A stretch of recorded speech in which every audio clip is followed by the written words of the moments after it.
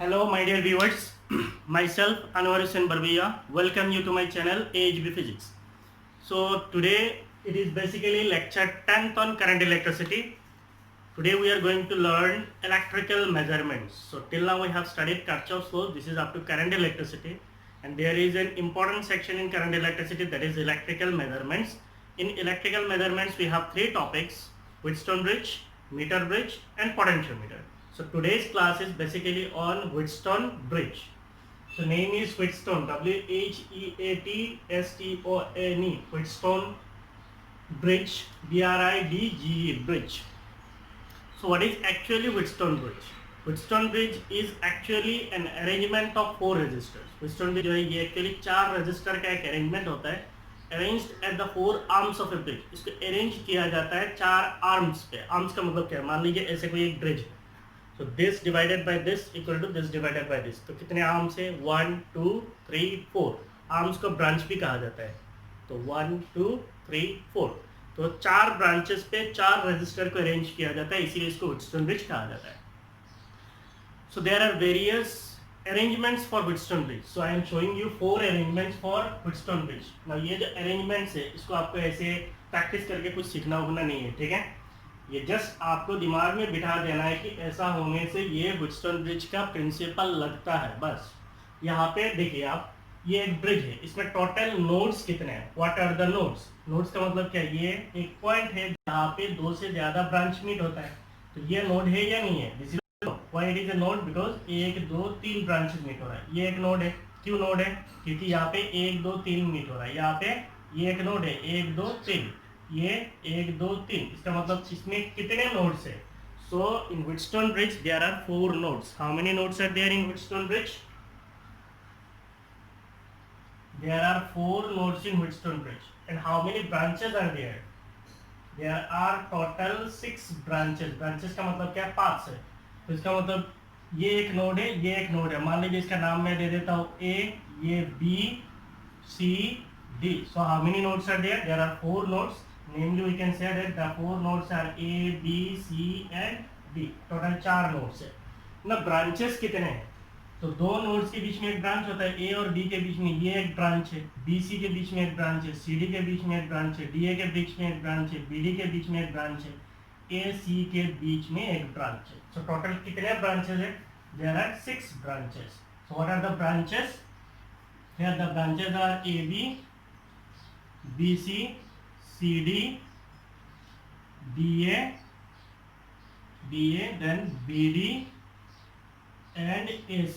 So there are total 6 branches है, ठीक है. So ये मेरा पहला अरेंजमेंट है, ये सेकंड अरेंजमेंट है. ऐसे मैंने 4 अरेंजमेंट ड्रॉ किए. ये एक व्हीटस्टोन ब्रिज है, ये भी एक व्हीटस्टोन ब्रिज है. यहाँ पे बैटरी किधर है? इधर है. इस बैटरी को अगर इधर ले लेते, गैल्वेनोमीटर को नीचे ला लेते, तो ये भी व्हीटस्टोन ब्रिज बन जाता है, ठीक है. ये भी एक व्हीटस्टोन ब्रिज है.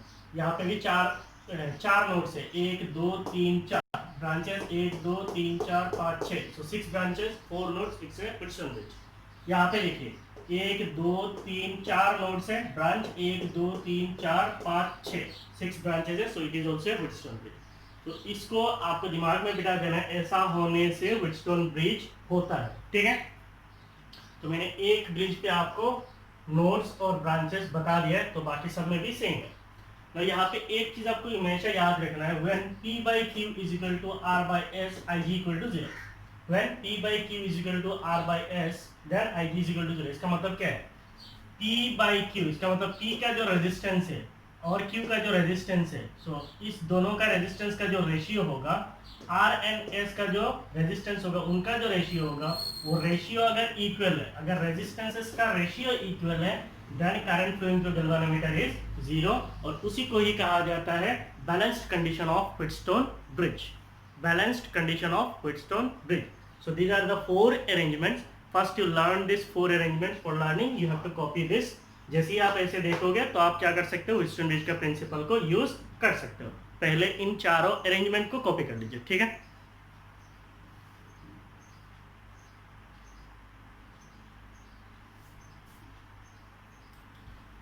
So you have copied the different arrangements for Wheatstone bridge.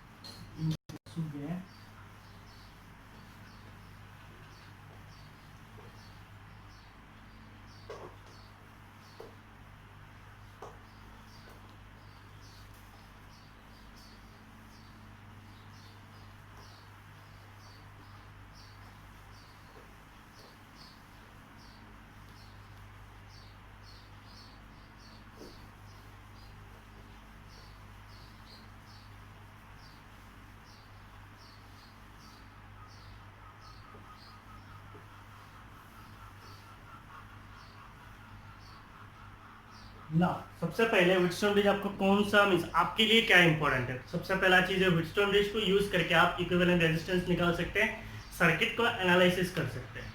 दूसरा चीज आपको एग्जाम में जो आता है व्हीटस्टोन ब्रिज में, applying the balance applying Kirchhoff's laws in current electricity, find the balance condition of Wheatstone bridge. Applying Kirchhoff's laws in current electricity means Kirchhoff जो law है उन लॉज को यूज करके करंट इलेक्ट्रिसिटी का आपको क्या करना है, आपको balance condition of Wheatstone bridge निकालना है। तो इसके लिए आप क्या करेंगे, ये हमारा व्हीटस्टोन ब्रिज है। इस व्हीटस्टोन ब्रिज को हम लोग क्या कर सकते हैं, मान लीजिए ये बैटरी ईएमएफ मींस बैटरी का जो ईएमएफ है दैट ईएमएफ इज ई, इससे कुछ करंट निकलेगा। Suppose that current through this battery is I. तो ये करंट जैसे ही नोड ए में आएगा, करंट इधर से आ रहा है, करंट क्या आ रहा है, आई आ रहा है। यहाँ पे आने के बाद करंट को जाने के लिए दो रास्ता मिलेगा, एक रास्ता इधर है, दूसरा रास्ता इधर है। तो अगर हम लोग बोलते हैं इधर जो करंट जा रहा है दैट करंट इज I1 और इधर से जो करंट जा रहा है ये करंट I2 है, लिख सकते हैं। इधर से करंट I जा रहा है, इधर I1 है, इधर I2 है। तो इसका मैं अभी नाम को चेंज कर देता हूं। से दिस रेजिस्टेंस इज R1, ये जो रेजिस्टेंस है से इट इज R2, ये जो रेजिस्टेंस है इसका नाम मैं दे दे रहा हूं RX, और ये जो रेजिस्टेंस है इसका नाम मैं दे दे रहा हूं RS। So there are 4 resistors. Sorry for interruption. Now see हमने यहाँ पे नोड कंसीडर किया, ये नोड क्या है, ए है। यहाँ से कुछ करंट आ रहा है, कितने करंट आ रहा है, बैटरी से करंट आ रहा है। सपोज यहाँ पे हमारा बैटरी है, यहाँ से करंट आई आ रहा है। इस नोड पे आने के बाद करंट को दो रास्ता मिलेगा, एक इधर दूसरा इधर। इधर से मान लीजिए करंट जाता है I1, इधर से करंट कितना जाएगा I2। तो अब मैं करंट्स का डायरेक्शन दे देता हूँ। से यहाँ से करंट जाएगा I1 और यहाँ से करंट जाएगा I2। अब करंट I1 जो है यहाँ पे अगर हम लोग देखेंगे, करंट I1 इधर से आएगा, तो ये हमारा नोड बी है। नोड बी में करंट इधर से क्या आ रहा है, I1 आ रहा है।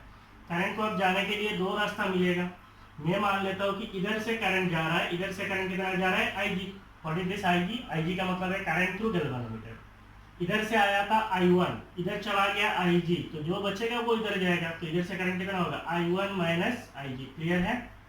इधर से I1 आया, इधर IG चला गया, इधर कितना जाएगा, I1 आया था, IG चला गया। So it is I1 minus IG current जो है इधर से फ्लो होगा। तो इधर से कौन सा करंट जाएगा, इधर से करंट जाएगा I1 minus IG।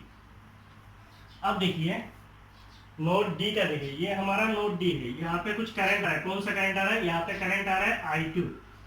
Node D में ये हमारा नोड डी है, यहाँ पे और एक करंट आ रहा है, that current is IG। I2 और IG। अब यहाँ से क्या होगा, करंट जाएगा, ये दोनों आया, इसका मतलब इधर से जाना पड़ेगा। So what is that current, it should be I2 plus IG। तो इधर से करंट क्या जाएगा, इधर से करंट जाएगा I2 प्लस IG। अब नोड सी में देखिए, ये हमारा नोड सी है, यहाँ से करंट आ रहा है, ये करंट क्या है, it is I1 minus IG। और इधर से करंट आ रहा है, इधर से करंट क्या आ रहा है, I2 प्लस IG। अब ये दोनों मिलके करंट इधर जाएगा, ये भी आ रहा है, ये भी आ रहा है, इसका मतलब ये जाएगा। इधर से कितना करंट जाएगा, इन दोनों को ऐड कीजिए, इन दोनों को ऐड करने से क्या होगा, I1 minus IG plus I2 plus IG। तो IG cancel, you will have I1 plus I2, and I1 plus I2 equal to how much, it is I, क्योंकि I आके I1 I2 में डिवाइड हुआ था। तो I1 plus I2 is again I। तो इसका मतलब हमने किरचॉफ्स करंट लॉ को यूज करके करंट का डायरेक्शंस दिया है। सो this is your current direction in Wheatstone bridge.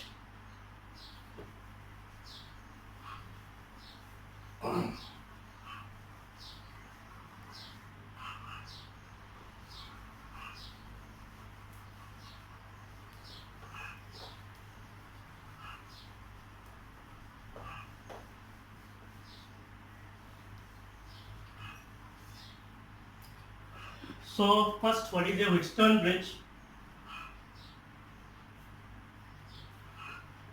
Wheatstone bridge. A Wheatstone bridge is an arrangement. Wheatstone bridge is an arrangement of 4 resistors. What is a Wheatstone bridge? A Wheatstone bridge is an arrangement of 4 resistors. 4 resistors arranged at the four arms of a bridge, four arms of a bridge used to find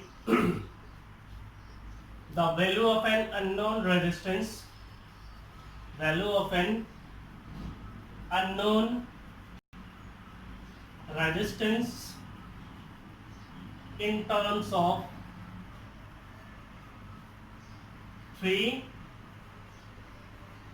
known resistances. So what is Wheatstone bridge? A Wheatstone bridge is an arrangement of four resistors arranged at the four arms of a bridge used to find the value of an unknown resistance in terms of three known resistances. इसका मतलब क्या है? Wheatstone bridge जो है it is an arrangement. ये एक arrangement है. किसका arrangement है? Arrangement of four resistors. So if we consider the Wheatstone bridge like this, so it is an arrangement of four resistors. 1, 2, 3, 4. Arranged at the four arms of a bridge. So चार arm पे इसको arrange किया जाता है. Used to find the value of an unknown resistance. इसको use किया जाता है किसी एक unknown resistance को निकालने के लिए in terms of three known resistances, जहाँ पे तीन resistance known होना पड़ेगा. तीन आपको पता है, चौथा वाला आप निकाल सकते हैं using Wheatstone bridge principle. So this is about your Wheatstone bridge. So the circuit arrangement for Wheatstone bridge is shown below. The circuit arrangement for Wheatstone bridge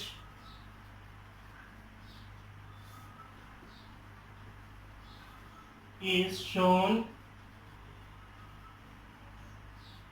below. तो मैंने ऑलरेडी राइट साइड में draw कर लिया, आप below बोल के भी draw कर सकते हैं, राइट साइड में भी ड्रॉ कर सकते हैं.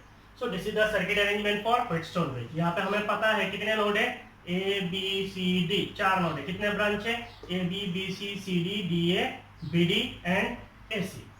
हियर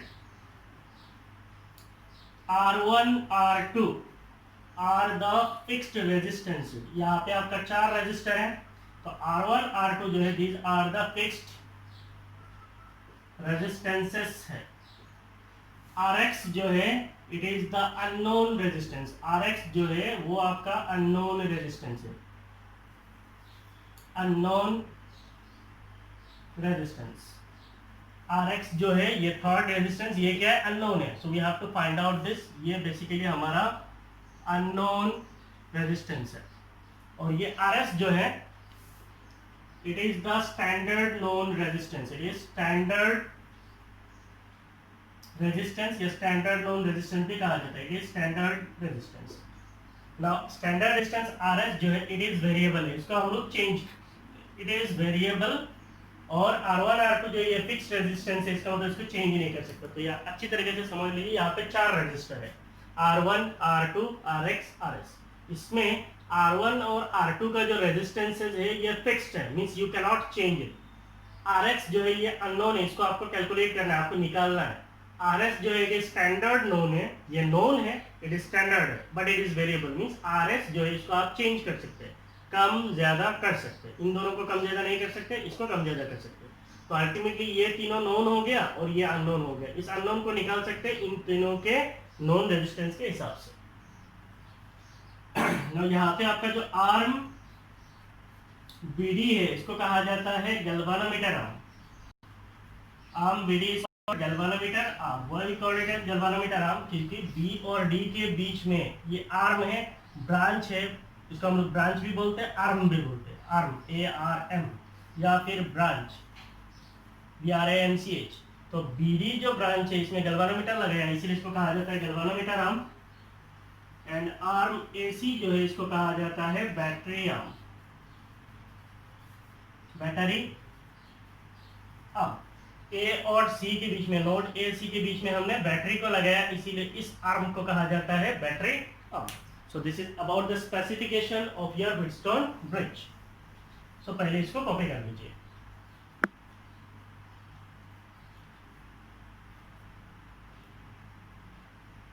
हो गया.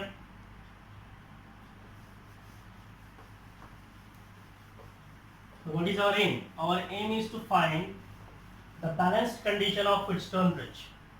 What is the balanced condition of Wheatstone bridge? पहले मैंने आपको जो बताया था P by Q is equal to R by S. इसका मतलब ratio of resistances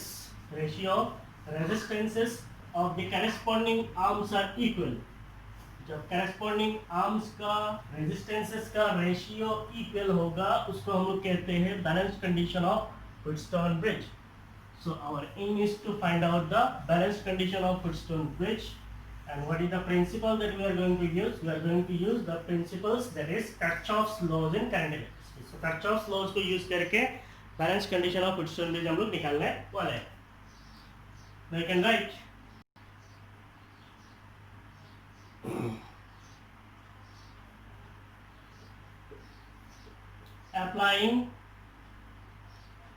applying KCL. KCL का मतलब क्या है? Kirchhoff's current law. At node A we have, so we are using the first law, Kirchhoff's first law. So node A पे अगर हम लोग Kirchhoff's current law लगाएंगे, what is Kirchhoff's current law? Sum of currents entering must be equal to sum of current leaving. तो current entering क्या है? I है, current leaving क्या है? I1, I2. So we can write I is equal to I1 plus I2. Say this is equation number 1. तो हमने node A में Kirchhoff's current law को लगाया, लगा के लिखा है current entering is I is equal to sum of current leaving that is I1 plus I2. Now ये हो गया.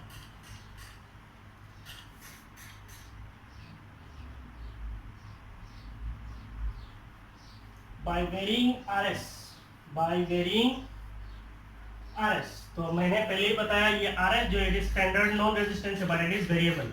इसको अगर हम लोग वेरी करेंगे, इसका मतलब इसको अगर हम लोग चेंज करेंगे, so by varying RS the potentials at points B and D are made equal. ये जो RS है इसको हम लोग चेंज करेंगे. इसको चेंज करते करते, क्योंकि ये तो हमें नहीं पता है, हमने 4 रजिस्टर लगा दिए, ये दोनों फिक्स है, पता है, ये भी पता है लेकिन ये वेरिएबल है, ये अननोन है, ये नहीं पता, इसको निकालना है. RS जो इसको हम लोग चेंज करेंगे का मतलब क्या है? मान लीजिए ये आप लोगों ने वेरिएबल रेजिस्टेंस पढ़ा है, ये क्या होता है? एरो मींस वेरिएबल रेजिस्टेंस है, इसका रेजिस्टेंस कितना है? RS. इसको हम लोग चेंज कर सकते हैं, इसका मतलब क्या है? 2 ओम 3 ओम 4 ओम ऐसा करके हम लोग चेंज कर सकते हैं, कम ज्यादा कर सकते हैं. तो बाय वेरिंग RS को चेंज करना है. The potential at points B and D are made equal. इसको चेंज करते करते हमें क्या करना है? पॉइंट B और D का पोटेंशियल इक्वल करना है. इसका मतलब potential at point D must be equal to potential at point B must be equal to potential at point D. तो हमें इसको चेंज करते करते क्या करना है? दोनों पॉइंट्स का B और D का पोटेंशियल इक्वल करना है. So by varying RS, the potentials at points B and D are made equal, that is VB equal to VD. अगर इसको हम लोग चेंज करेंगे such that VBD का मतलब क्या है? Potential of point B minus potential of D must be equal to 0. तो RS को चेंज करते करते पॉइंट B और D का पोटेंशियल को इक्वल करेंगे, और जब पॉइंट B और D का पोटेंशियल इक्वल होगा तो पोटेंशियल डिफरेंस कितना हो जाएगा? 0 हो जाएगा. अगर पोटेंशियल डिफरेंस 0 होगा, the current flowing through galvanometer is 0. The current flowing through galvanometer is 0. अगर पोटेंशियल डिफरेंस नहीं होगा तो करंट कहां से आएगा? So ultimately the current flowing through galvanometer will become 0. If the current flowing through galvanometer is 0, the bridge is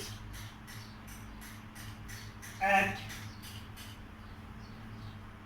balanced condition. The bridge is at balanced condition.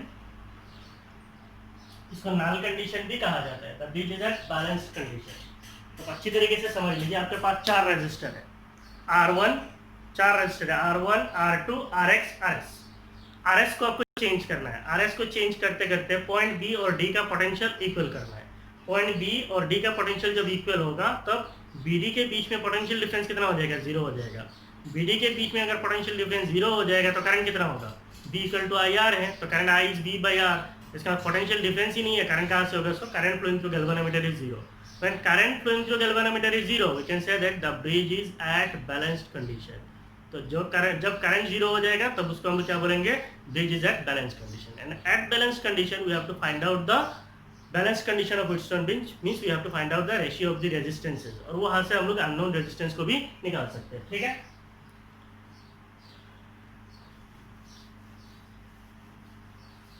now you copy this।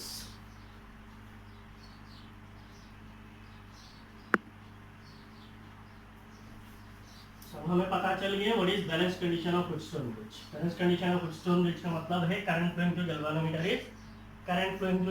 Is zero. Galvanometer के अंदर से current zero कब होगा, जब point B और D का potential equal होगा। Point B और डी का पोटेंशियल को इक्वल करने के लिए हमें करना क्या है, आरएस को चेंज करना है, स्टैंडर्ड नॉन रेजिस्टेंस को चेंज करना है। तो स्टैंडर्ड नॉन रेजिस्टेंस को अगर हम लोग चेंज करेंगे तो पॉइंट बी और डी का पोटेंशियल इक्वल हो जाएगा। जब पॉइंट बी और डी का पोटेंशियल इक्वल होगा then current flowing through galvanometer will become zero and we can say that the bridge is at balanced condition. Now we will apply Kirchhoff's voltage laws। Applying KVL at loop. So यहाँ पे हमारे पास कितने loop है, हम लोग A B D A यहाँ पे एक बार KVL लगाएंगे, B C D B। तो मैंने आपको Kirchhoff's लॉ में बताया था लूप का मतलब क्या है, क्लोज सर्किट है। कितने क्लोज सर्किट है, यहाँ पे हम लोग दो क्लोज सर्किट भी यूज करेंगे। ऐसे बहुत सारे क्लोज सर्किट बन सकता है। ये एक क्लोज सर्किट है, ये एक क्लोज सर्किट है, ये एक क्लोज सर्किट है, ऐसे बहुत सारे क्लोज सर्किट है। ठीक है, so applying KVL at loop A B D A we have। तो हम लोगों ने KVL में पढ़ा था what is KVL, the algebraic sum of changes in potentials across any loop involving cells and resistors must be equal to zero। तो इसका मतलब अगर हम लोग यहाँ पे हम लोग लूप का डायरेक्शन कैसे ले रहे हैं, A B D A, और यहाँ पे हम लोग लेंगे B C D B। तो आपको लूप का डायरेक्शन दे रहा है। लूप का डायरेक्शन मींस ऐसे आप सीधा ऐसे दे सकते हैं। इसका मतलब हम लोग यहाँ पे क्लॉकवाइज घूम रहे हैं और यहाँ पे B C D B जाएंगे, इसका मतलब यहाँ पे भी हम लोग क्लॉकवाइज घूमेंगे। ठीक है, तो आपको लूप का डायरेक्शन हमेशा देना है। हो गया, लूप का डायरेक्शन मैंने दे दिया। अब हमें करना क्या है, ए से बी में जब जाएंगे तो हम किधर जा रहे हैं, इन द डायरेक्शन ऑफ करंट। तो मैंने कल आपको बताया था जब रेजिस्टर के ऊपर इन द डायरेक्शन ऑफ करंट जाते हैं तो हमें क्या लेना पड़ता है, negative. So it is negative, what is the potential, it is I1, resistance is R1, so it is minus I1 R1। अब मैं B से D में जाऊंगा तो इसका मतलब इधर से इधर गया, अब मैं फिर से किधर जा रहा हूँ, इन द डायरेक्शन ऑफ करंट। तो इसका मतलब ये क्या होगा, माइनस I1 और गैल्वेनोमीटर का रेजिस्टेंस मान लीजिए कैपिटल G है। से capital G is the resistance of galvanometer, so minus I1 into capital G। Capital G भी ले सकते हैं, RG भी ले सकते हैं, से RG। अब क्लियर थोड़ा पता चलेगा व्हाट इज कैपिटल RG। इसका मतलब resistance of galvanometer. RG means we are taking resistance of galvanometer. RG का मतलब है resistance of galvanometer. So minus I1 into RG। तो A से B में गया, फिर B से D में आया, अब D से A में जाएंगे। अब देखिए हम लोग D से A में जा रहे हैं, करंट किधर है, इधर है, हम किधर जा रहे हैं, उल्टा। पर जब हम लोग रेजिस्टर पे उल्टा फ्लो करते हैं तो हमें क्या लेना पड़ता है, प्लस। करंट कितना है I2, रेजिस्टेंस कितना है R2, algebraic sum of potential drop must be equal to 0, so it is equal to 0। तो यहाँ से अगर हम लोग लिखते हैं I2 R2 minus I1 R1, एक साथ नहीं लिखना, थोड़ा धीरे धीरे।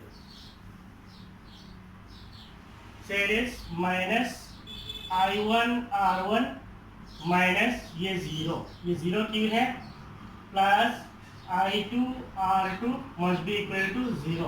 Why? Since at balanced condition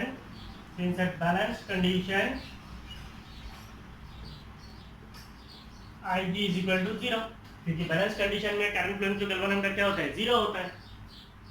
तो ये I1 कहाँ है, ये गैल्वेनोमीटर का करंट है ना, IG इसका रेजिस्टेंस RG है, सो IG इंटू RG। तो बैलेंस कंडीशन में IG 0 होता है, जिसका मतलब ये पूरा टर्म क्या हो जाएगा, 0 हो जाएगा। So now we can write I2 R2 is equal to I1 R1। यहाँ से अगर हम लोग लिख लेते हैं R2 divided by R1, then it will be equal to R2 by R1, then it will be equal to I1 divided by I2. So this is our second equation. ठीक है? Now we'll apply KVL again. Applying KVL in loop. Applying KVL in loop B, C, D, B. We have B to C, C to D, D to B. So B to C अगर हम लोग जाएंगे in the direction of current, in the direction of current क्या होता है minus, इसका मतलब minus current कितना है it is I1 minus IG, resistance कितना है रेजिस्टेंस इज RX. फिर C से D जब जाएंगे तो करंट किधर है इधर है, हम उल्टा आ रहे हैं, C से D हम उल्टा आ रहे हैं, उल्टा आने से क्या होता है plus, so it will be plus current कितना है it is I2 plus IG, resistance कितना है resistance is RS.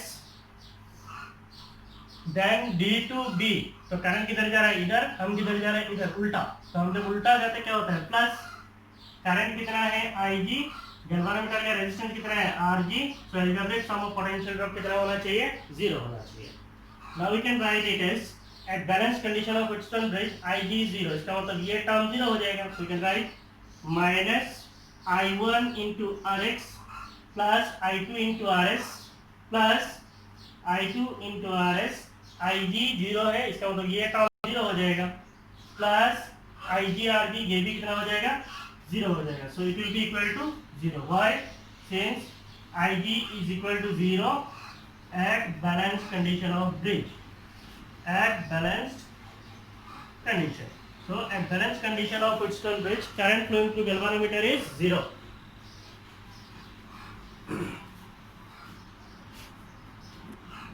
So from this we can write I2 RS is equal to I1 RX. From this we can write I1 divided by I2. So it will be RS divided by RX is equal to I1 divided by I2.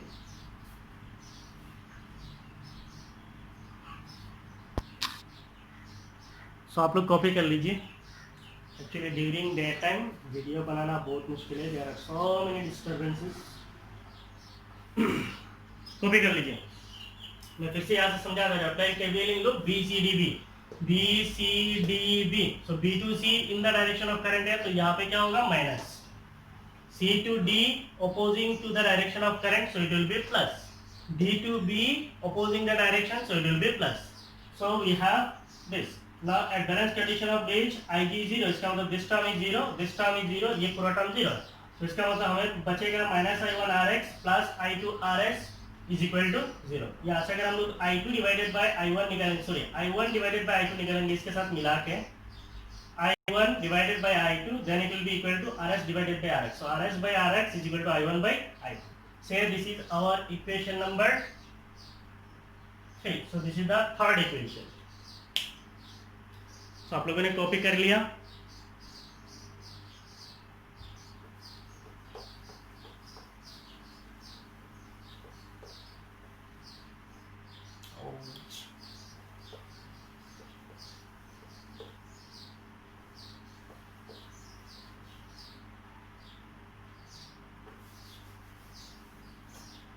हमने यहाँ पे निकाला था I1 R1 minus I1 R1 plus I2 R2 equal to 0. इसका मतलब I2 R2 is equal to I1 R1, इसका मतलब R2 by R1 is equal to I1 by I2. ये था हमारा इक्वेशन 1. ना अगर आप इक्वेशन 1 और इक्वेशन 2 और इक्वेशन 3 को देखेंगे तो इनका राइट हैंड साइड इक्वल है I1 by I2. So right hand side equal है, so you can make there left hand side equal. So using equation second and third, using equation 2 and 3, we have RS divided by RX is equal to R2 divided by R1, R2 divided by R1. और इसको हम लोग इस तरीके से भी लिख सकते हैं.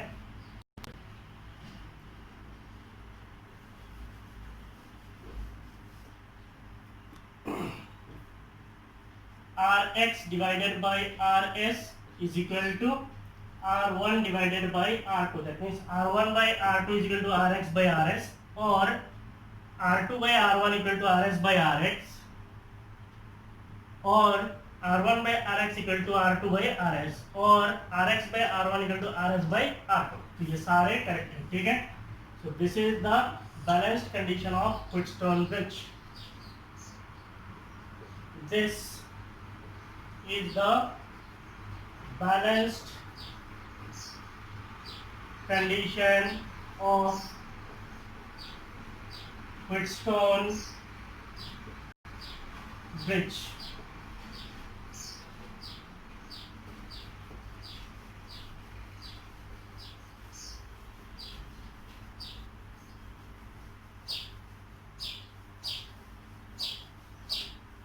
ठीक है. तो यहाँ पे हमें balance condition of Wheatstone bridge मिल गया. यहाँ से अगर Rx निकालना है, then it will be R1 by R2 into Rx. So this will give us the unknown resistance, that is Rx. So this is all about your Wheatstone bridge. Copy कर लीजिए.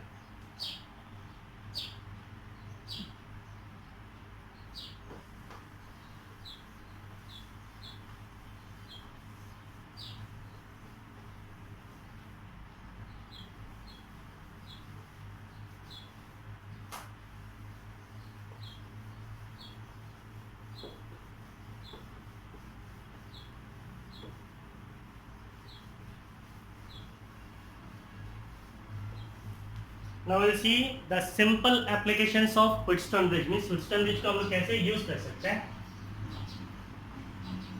Applications, how to use Wheatstone bridge. मान लीजिए आपके पास कोई एक Wheatstone bridge है, ये एक Wheatstone bridge है. ये Wheatstone bridge नहीं है. This is a circuit containing 4 resistors. मान लीजिए आपके पास 4 resistor है. यहाँ पे बीच में और एक ब्रांच है, ये एक ब्रांच है. इसका रेजिस्टेंस मान लीजिए 2 ओम है.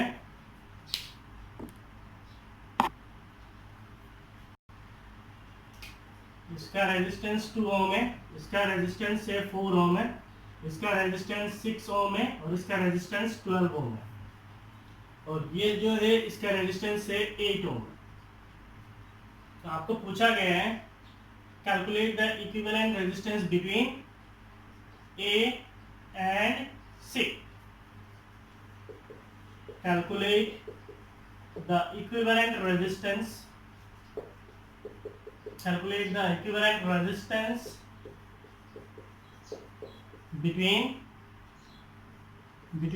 A and C. A और C के बीच में आपको equivalent resistance निकालना है.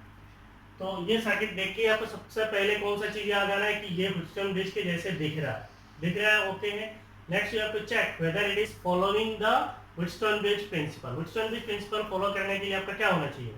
This resistance by this resistance must be equal to this resistance by this resistance, और this resistance by this resistance must be equal to this resistance by this resistance. हो रहा है या नहीं हो रहा है.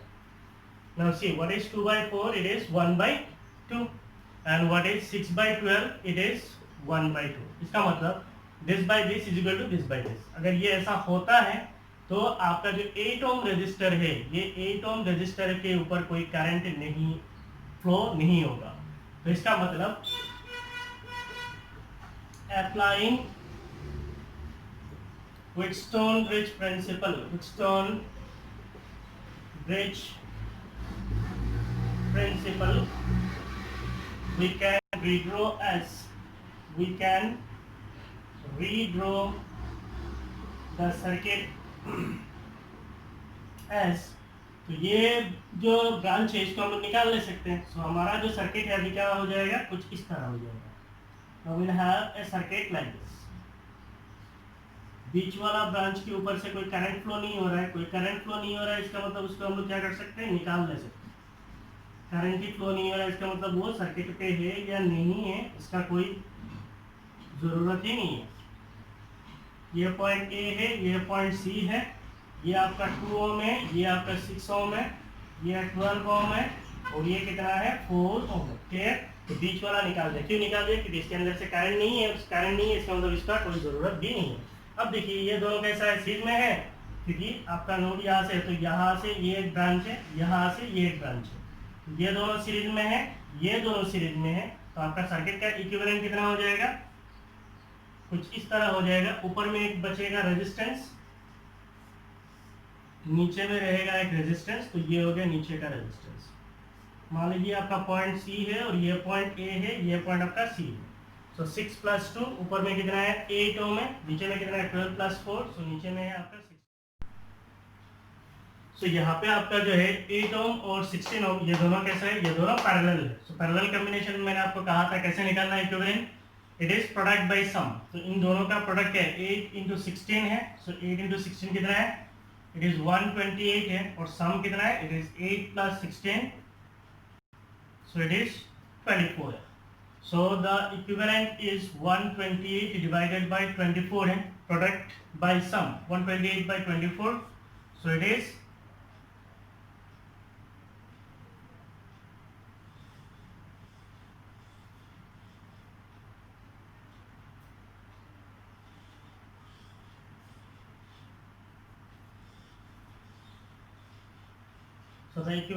16 by 3 ohm, ठीक है। So like this we can calculate the equivalent resistance using Wheatstone bridge principle. Similarly, we can use Wheatstone bridge principle in capacitive circuit. मान लीजिए हमारे पास कोई एक capacitive circuit है, and that capacitive circuit has capacitances, 4 capacitor है। ये आपका हो गया 4 कैपेसिटर, बीच में और एक कैपेसिटर है यहाँ पे। मान लीजिए इसका कैपेसिटेंस है 2 माइक्रोफेरेड, थोड़ा बदल लेते हैं, मान लीजिए ये 4 माइक्रोफेरेड है, ये 8 माइक्रोफेरेड है, दिस इज से 6 माइक्रोफेरेड है, 6 8 ले लिया, मान लो ये 7 माइक्रोफेरेड है, ये 14 माइक्रोफेरेड है। सो 4/8, और ये मान लीजिए आपका कुछ 12 microfarad, 12 microfarad. So 4/8 1/2, 7/14 it is also 1/2। तो इसका मतलब ये बीच वाला जो है वो निकल जाएगा। तो आप सेम व्हीटस्टोन ब्रिज प्रिंसिपल जो है यूज कर सकते हैं फॉर सॉल्विंग कैपेसिटिव सर्किट। बीच वाला निकल जाएगा, ये दोनों सीरीज में हो जाएगा, ये दोनों सीरीज में हो जाएगा, इससे आप इक्विवेलेंट निकाल सकते हैं। So these are simple applications, ऐसे बहुत सारे एप्लीकेशन से आगे जाके हम लोग देखेंगे। So in coming class we'll meet with meter bridge and potentiometer.